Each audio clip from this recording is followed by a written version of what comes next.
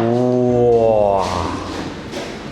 我哋嗰啲秘製嘅冬瓜盅，呢個好特別嘅，我哋用個瓦煲嚟上嘅，因為原汁原味。我成隻冬瓜盅揾個上湯嚟燉呢個冬瓜盅，出邊係冇可能食得到嘅。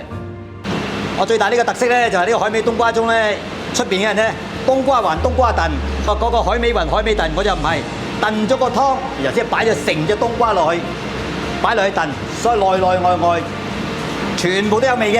哎呀，嗱，粉絲們，嗱，呢一度嘅招牌㗎啦，非常用心啊去做啊！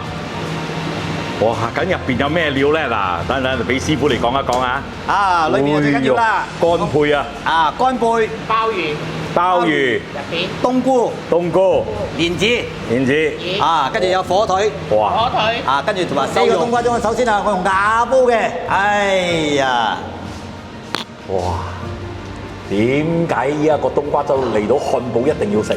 哦，因為呢個冬瓜盅係獨一無二嘅，以前出邊所有嘅冬瓜盅都係湯還湯，冬瓜盅還冬瓜盅，我就燉好咗個湯擺喺個冬瓜盅裏，全部嘅味精華擺晒落去，呢個冬瓜就非常之入味嘅，而且我用海味接近佛跳牆嘅境界啦。